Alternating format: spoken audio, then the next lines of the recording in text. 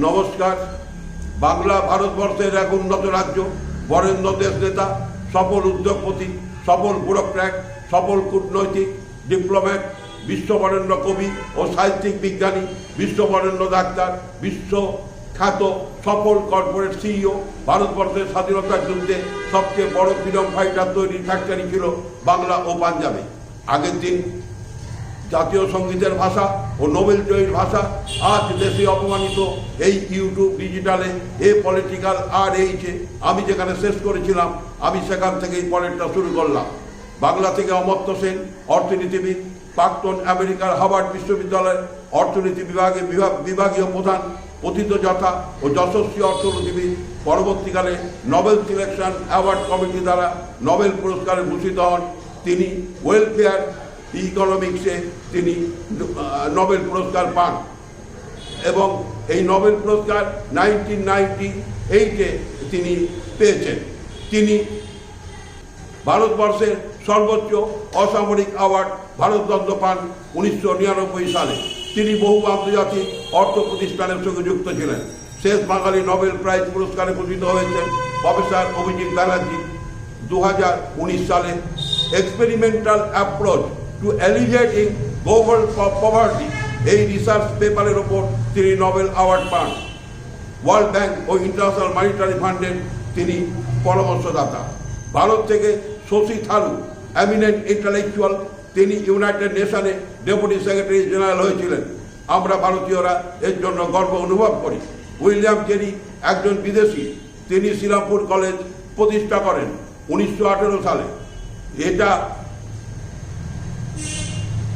খ্রিস্টান missionaries college এবং তাকে বলা হতো ফাদার অফ মডার্ন মিশন। তিনি বাইবেল বাংলায় ও সংস্কৃতে অনুবাদ করেছিলেন। তিনি প্রথম বই পাবলিশিং করার জন্য শ্রীরামপুর মিশন প্রেস প্রতিষ্ঠা করেন। ওনার ইচ্ছা মতো ওনাকে শ্রীরামপুরে খ্রিস্টান মতে কবরস্থ করা হয় এবং এটা একটা দর্শনীয় স্থান। হুগলির উত্তরপাড়ার বাবু জমিদার জয়কৃষ্ণ মুখোপাধ্যায় গঙ্গার ধারে বিরাট বাড়ি ও জমিতে ভারতবর্ষের পুরাতত্ত্ব কালেকশনের সবচেয়ে বড় লাইব্রেরি উত্তরপাড়া জয়কৃষ্ণ লাইব্রেরি তৈরি হলো। পরবর্তীকালে এই লাইব্রেরি জাতীয় লাইব্রেরি মর্যাদাপ্রাপ্ত হলো। এই লাইব্রেরিতে ভারতের প্রাক্তন রাষ্ট্রপতি শ্রী প্রণব কুমার মুখোপাধ্যায় ছোট বোন বহুদিন লাইব্রেরিয়ান ছিলেন। তার সময় ভারতের রাষ্ট্রপতি শ্রী প্রতিভা পাতিল এই লাইব্রেরিতে আসেন। এই লাইব্রেরিতে ভারত সরকার হেরিটেজ লাইব্রেরি ঘোষণা করে। এর জন্য সেন্ট্রাল গভর্নমেন্ট থেকে এই লাইব্রেরির উন্নয়নে ফান্ড আসে। এই হেরিটেজ লাইব্রেরি ভারতের বিখ্যাত ও ভারত শ্রেষ্ঠ মানুষের স্পর্শে ধন্য হয়েছে।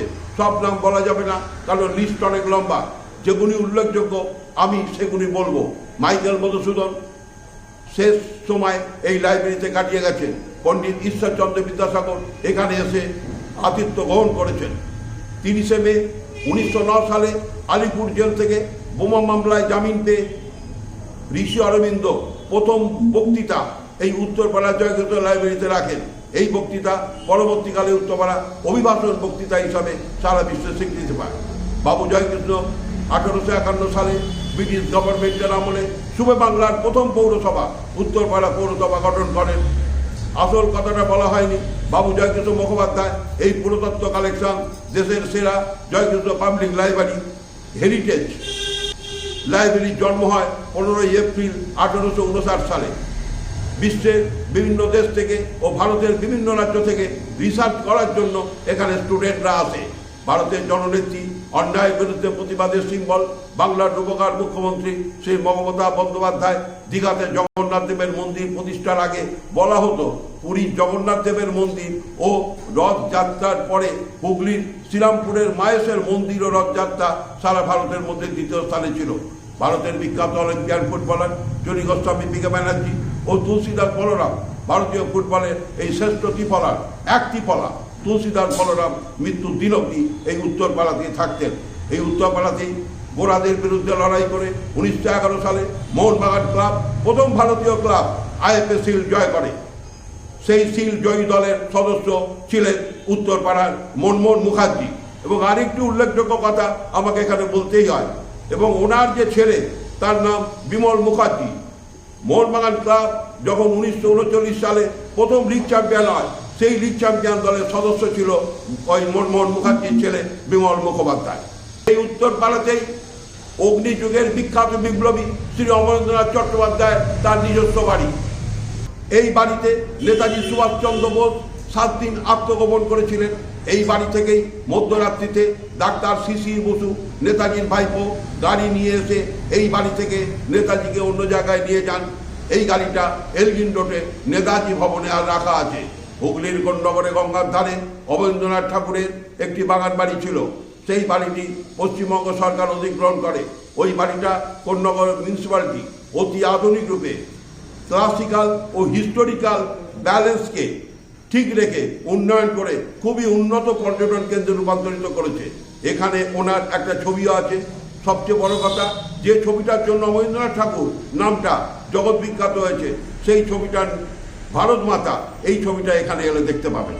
হুগলি জেলার চন্দননগর, উত্তরপাড়া, এই দুইটি জায়গা বাংলা সংস্কৃতি ঐতিহ্যে, জাতীয়তাবোধে, স্বদেশ প্রেমে, স্বাধীনতা সংগ্রামীদের সংখ্যায়, কবি সাহিত্যিক ডাক্তারের সংখ্যায়, হাই কর্পোরেট মানুষের সংখ্যায়, ন্যাশনাল এবং ওভারসিজ নাগরিক নিরাপত্তায়, ভালো কাজের সমর্থনকারী মানুষের সংখ্যায় ও খারাপ ও ওই অঞ্চলের স্বার্থবিরোধী কোনো খারাপ কাজের জন্য জনসাধারণের প্রতিরোধ ও প্রতিবাদ আন্দোলন পশ্চিমবঙ্গে বহুবার এই দুই অঞ্চলের নাম স্বর্ণাক্ষরে লেখা আছে। এই দুই অঞ্চলে সনাতনী ক্লাসিক্যাল মানে তাদের আদব কায়দায়, ব্যবহারে, শিক্ষায়, সুস্থ সংস্কৃতির বাঙালিয়ানা মেলবন্ধন দেখতে পাওয়া যায়। শুভে উত্তরপাড়া, চন্দ্রনগরে এবং উত্তরপাড়ায় এবং চন্দ্রনগরে rowing, kabaddi, bridge, gymnastics, lawn tennis, table tennis, badminton, swimming, carrom, boxing সমস্ত ট্রেনিং সেন্টার ছিল এবং এখানে বেঙ্গল চ্যাম্পিয়নশিপ প্রতিযোগিতাও হতো। এখান থেকে বহু বক্সার, জাতীয় বক্সার উত্তরপাড়া থেকে তারা ভারত এবং বিশ্বে নাম করেছে। সবচেয়ে বড় কথা, পশ্চিমবঙ্গ সরকারের মাননীয় বিদ্যুৎ মন্ত্রী শোভনদেব চট্টোপাধ্যায়, তিনি নিজে খুব বড় বক্সার ছিলেন। উনি father of Indian boxing mister P Roy ছাত্র ছিলেন এবং উনি উত্তরপাড়ায় বক্সিং লিগে প্র্যাকটিস করতেন এবং উনি বেঙ্গল চ্যাম্পিয়ন ছিলেন 3 বারে। এই দুই জায়গাকে তার পুরানো গরিমাকে বাঁচিয়ে রাখতে গেলে আমাদের সকলের জাতীয়তাবাদী ও সুস্থ সংস্কৃতির মানুষের এক হয়ে কাজ করতে হবে। তাহলেই চন্দ্রনগর, উত্তরপাড়া তার পুরানো গরিমা ফিরে পাবে। চন্দ্রনগর পৌর নিগমের মহানাগরিক রাম চক্রবর্তী খুব ভালো কাজ করছেন। শিক্ষিত ও বনেদি পরিবার থেকে উঠে আসা মানুষ চন্দ্রনগরের মান মর্যাদা সম্পর্কে সম্পূর্ণ ওয়াকিবহাল। তার সঙ্গে আমার সম্পর্ক দীর্ঘদিনের। তিনি চন্দ্রনগরের পুরাতন ও নতুন ঐতিহ্যের মেলবন্ধনে নগরায়ণ করেছেন। চন্দ্রনগরে মা জগদ্ধাত্রী পুজো এবং ওখানকার হিন্দু মানুষের দুর্গাপুজোর থেকেও মা জগদ্ধাত্রী পুজো হলো ওখানকার মানুষের জাতীয় উৎসব। পশ্চিমবঙ্গের বিভিন্ন জেলা থেকে কয়েক লক্ষ মানুষ চন্দ্রনগরে যান ঠাকুর এবং আলোকসজ্জা দেখতে। এই জগদ্ধাত্রী পুজোর বিসর্জন কার্নিভাল ইউনেস্কো স্বীকৃতি দিয়েছে অনেক আগেই। দেশভাগের অনেক আগে ব্রিটিশ শাসনে পূর্ব বাংলা থেকে অনেক বাঙালি এপার বাংলায়, পশ্চিমবাংলায় আসে এবং তারা এখানে চাকুরি ও ব্যবসা বাণিজ্য করে অর্থনৈতিক সবল পরিবারে রূপান্তরিত হয়। ইস্ট বেঙ্গলে ওয়ারি নামে একটা আধা শহর সুবারবান টাউন ছিল। ওয়ারি থেকে যারা কলকাতাতে এসেছিল তারা এখানে ওয়ারি অ্যাথলেটিক ক্লাব নামে একটি ক্লাবের জন্ম দেয়। এই ক্লাব ইস্ট বেঙ্গলের আগে ফুটবল ক্লাব এবং এই ক্লাব গোরাদের পরিচালিত আইএফএ শিল্ডে খেলত। এই ক্লাব জন্ম হয় 1898 সালে। এরপরে 1920 সালে কলকাতাতে ইস্ট বেঙ্গল ক্লাবের জন্ম কোথা থেকে হলো? উত্তর কলকাতায় জলবাগান ও বড়বাজার কালাকানি স্ট্রিটের পাশে ঢাকাপটি নামে একটা বড় পাড়া আছে। আজও ওই নামেই ওই অঞ্চলকে ডাকা হয়। আগে ওপার বাংলা থেকে কোনো মানুষ বাংলা এলে প্রথমে তার ঠিকানা হতো ওই ঢাকাপটি থেকেই তাকে অন্য জায়গায় তারা ছড়িয়ে যেত। ভারতের স্বাধীনতা সংগ্রামে এই ক্লাবের অনেক অবদান আছে। স্বাধীনতা সংগ্রামে এই ক্লাবের অংশগ্রহণ, অর্থনৈতিক সাহায্য করা, গোপন শেল্টারের ব্যবস্থা করা, সব রকম সহযোগিতা এই ব্রিটিশ সরকারের বিরুদ্ধে করেছে। ভারতবর্ষের ফুটবল প্রসারে এই ক্লাবের অনেক অবদান আছে। বহু স্বনামধন্য ফুটবল প্লেয়ার ভারতের জাতীয় দলকে সমৃদ্ধ করেছে। এই ক্লাব ভারতবর্ষের বহু টুর্নামেন্টে চ্যাম্পিয়নের রেকর্ড আছে। এই ক্লাবের সদস্য সংখ্যা অনেক। এই ক্লাবের সমর্থক লক্ষ লক্ষ, মোহনবাগান ক্লাবের মতো এই ক্লাবেও কলকাতা ময়দানে পোর্টুরিয়ামের জমিতে মাঠ এবং ক্লাব হাউস আছে। এবার আমি কলকাতার হাজি মোহাম্মদ মহসিন স্কোয়ারে মুসলিম ইনস্টিটিউট আছে, এটা কলকাতার 150 বছরের ক্লাব। এই ক্লাব মুসলিম সম্প্রদায়ের সব থেকে বড় ফুটবল ক্লাব, মহাস্পোর্টিং ক্লাব, এবং মৌলানা আবুল কালাম আজাদের পরিচালন কমিটি এই ক্লাব থেকেই কন্ট্রোল করা হয়। এখান থেকেই ইরফান তাহের রিন্ডারিয়ান ও উদ্যোগপতি আনোয়ার আলীর মতো ব্যক্তিত্বরা এই বিখ্যাত football club Mohammedan sporting club পরিচালনা করেছে। আমার আগের ইউটিউব ভিডিওতে আমি মোহনবাগান ক্লাব সম্পর্কে বলেছি। আজও কিছু বলার অনুরোধ এসেছে। উত্তর কলকাতায় মোহনবাগান ক্লাব এর জন্ম, সেখানকার মিত্র বাড়ি মানে ভুয়া মিত্র এবং বিচারপতি নীলেন মিত্র, বাগবাজারের বসু বাড়ি ভূপেন বসু, কলকাতার মেয়র কমল বসু, অমল কুমার বসু, কলিকাতা হাইকোর্টের প্রধান বিচারপতি ও রাজ্যপাল শ্যামল সেন, কলকাতার আর এক মেয়র গোবিন্দ দে, শিল্পপতি, দেশ মেডিকেল ফার্মাসিউটিক্যাল হাউসের মালিক ধীরেন দে, উমাপতি কুমার, মার্টিন বার্ন কোম্পানির মালিক বিশিষ্ট শিল্পপতি স্যার বীরেন মুখার্জি ও রবীন্দ্রনারায়ণ মুখার্জি, এদের পদধূলিধন্য মোহনবাগান ক্লাব। এই মোহনবাগান ক্লাব মানে ভারতের গোঁড়াদের বিরুদ্ধে ও স্বাধীনতা সংগ্রামে মরণপণ লড়াইয়ের এক নাম। দেশকে ভালোবাসা ও দেশের প্রতি দায়িত্ববোধ ও জাতীয়তাবোধ জাগ্রত করা এবং স্বাধীনতা সংগ্রামে অংশগ্রহণরত অর্থনৈতিক সাহায্য করা, লজিস্টিক সাপোর্ট দেওয়া। এই জন্যেই ভারত সরকারের সম্মানীয় প্রধানমন্ত্রী রাজীব গান্ধী মোহনবাগান অ্যাথলেটিক ক্লাবকে জাতীয় ক্লাব হিসাবে ঘোষণা করেন। এই ক্লাবের জন্ম 1889 সালে এবং 1939 সালে মোহনবাগান ক্লাব প্রথম কলকাতা ফুটবল লিগে চ্যাম্পিয়ন হয়। এই ফুটবল ক্লাব তাদের ফুটবল কারখানা থেকে প্রচুর জাতীয় এবং আন্তর্জাতিক অলিম্পিয়ান ফুটবলার এর জন্ম দিয়েছে। এই ফুটবল ক্লাব আজও ভারতীয় ফুটবলকে শাসন করছে। এবার আমি পশ্চিমবাংলার মুসলিম সম্প্রদায়ের পরিচালিত ক্লাব মোহামেডান স্পোর্টিং ক্লাব সম্পর্কে আলোচনা করব। এই ক্লাব পেট্রোলিয়ামের জমিতে মাঠ ও ক্লাব হাউস আছে। এই ক্লাবের ভারতের স্বাধীনতা সংগ্রামে নানা রকম সাহায্যের ইতিহাস আছে। পশ্চিমবাংলার জাতীয়তাবাদী সম্ভ্রান্ত মুসলিম পরিবারদের অ্যাডমিনিস্ট্রেশনে এই ক্লাব পরিচালিত হয়। এই ক্লাবের জন্ম 22 ফেব্রুয়ারি 1891 সালে। এটাও খুব পুরাতন ফুটবল ক্লাব। এই ক্লাবের খুব স্মরণীয় ইতিহাস আছে। এই ক্লাব মোহনবাগানের আগে কলকাতা ফুটবল লিগে চ্যাম্পিয়ন হয়। এই ক্লাব পশ্চিমবাংলার মুসলিম আইডেন্টিটি সিম্বল।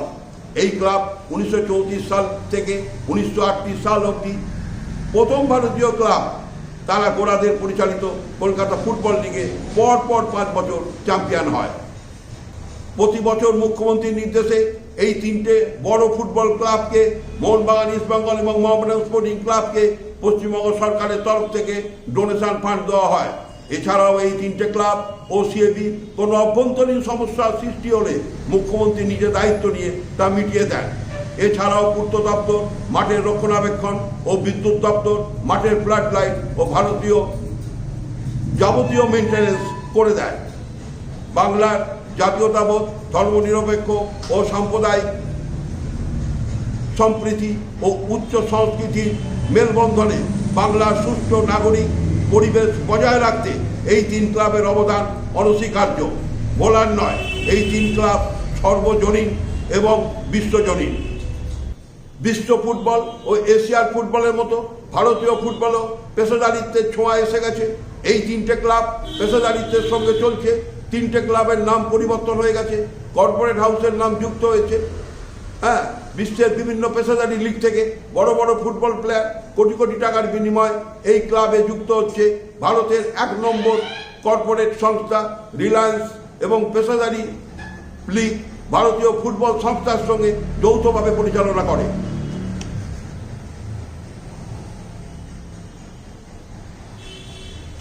টুর্নামেন্টের নাম ISL, Indian Super League. Asian circuit ও ইউরোপিয়ান সার্কিটে খুব দ্রুত ওপরের দিকে উঠে আসছে আমাদের এই আইএসএল, ইন্ডিয়ান সুপার লিগ। কিন্তু ভারতীয় ফুটবলে কোনো উন্নতি নেই। এআইএফএফ কোনো দীর্ঘমেয়াদী পেশাদারি পরিকল্পনার অভাব। দিনে দিনে বিশ্ব র্যাঙ্কিংয়ে ভারত নিচের দিকে নেমে যাচ্ছে। ভারতবর্ষে অনেক বড় বড় কর্পোরেট হাউস আছে, তাদের সহযোগিতায় ও বড় পেশাদারি কোচ এনে গঠনমূলক পরিকল্পনায় ধাপে ধাপে উন্নতি সম্ভব। আজকের ফিফা র্যাঙ্কিংয়ে মনে হয় ভারত 127 নেমে গেছে 142 কোটি জনসংখ্যার দেশে। এটা একটা লজ্জার ব্যাপার। এটা নিয়ে EIF এর খুব সিরিয়াসলি ভাবা উচিত। যে কজন বাঙালি ভারতীয় সেনাবাহিনী ও বিমান বাহিনীর বিশ্বের শ্রেষ্ঠ আসনে অধিষ্ঠিত করেছেন, তাদের মনে না রাখলে তাদের অপমান করা হয়। এরা হলেন ভারতের প্রথম এয়ার মার্শাল বিমান বাহিনীর প্রধান সুব্রত মুখোপাধ্যায় এবং পরবর্তীকালে আরও একজন বাঙালি এয়ার মার্শাল ভারতীয় বিমান বাহিনীতে প্রধান ছিলেন, তিনি অরূপ রাহা। খুব ভালো কাজ করেছেন। স্থলবাহিনীতে জেনারেল জেন চৌধুরী ও শঙ্কর রায় চৌধুরী ভারতীয় সেনাবাহিনীর প্রধান হিসাবে ভারতীয় সেনাবাহিনীকে বিশ্বের শ্রেষ্ঠতম স্থানে নিয়ে গেছেন এবং এদের জন্য আমরা বাঙালিরা এবং ভারতবাসী হিসাবে আমরা গর্বিত। নাগরিক অধিকার নিয়ে শান্তি ও শৃঙ্খলার ক্ষেত্রে আইন মেনে গণতান্ত্রিক শিষ্টাচারের ক্ষেত্রে কম অপরাধ মানে খুন খারাপি, রাজধানী এবং নারীর ইজ্জত রক্ষার ক্ষেত্রে ও ধর্মনিরপেক্ষতার প্রশ্নে মানুষের গণতান্ত্রিক অধিকার রক্ষার ক্ষেত্রে পরপর 3 বছর দেশের 1 নম্বর রাজ্য হলো পশ্চিমবাংলা। এটা কারো ইয়েলো জার্নালিজম নয়। কেন্দ্রীয় সরকারের স্বরাষ্ট্র দপ্তরের যে আন্ডারটেকিং অর্গানাইজেশন এটা ভাবযোগ করে, এটা তাদের কথা। সাহিত্যিক অন্নদা শঙ্কর রায়, উনি ICS পরীক্ষায় র্যাঙ্ক ফার্স্ট করেছিলেন। পরবর্তীতে তিনি সরকারি চাকরিতে নিজ ইচ্ছায় অবসর নেন। উনি নতুন জগতে ডায়মন্ডের জ্যোতিতে উদ্ভাসিত হন। স্যার সুরেন্দ্রনাথ ব্যানার্জি, তাকে আমাদের রাষ্ট্রগুরু বলা হতো ব্রিটিশ শাসনে। এখানেই শেষ করলাম। জয় হিন্দ, বন্দে মাতরম, জয় বাংলা, জয় ভারত, হ্যাঁ, জয় পশ্চিম বাংলা। এবং এখানে আমার একটা অনুরোধ আছে, আমার বক্তব্য যদি আপনাদের ভালো থাকে তাহলে সাবস্ক্রাইব করবেন এবং আপনাদের মূল্যবান কমেন্টস আপনারা রাখবেন এবং সেই সুন্দর কমেন্টস আমাকে আরও তীক্ষ্ণ এবং ক্ষুরধার করবে।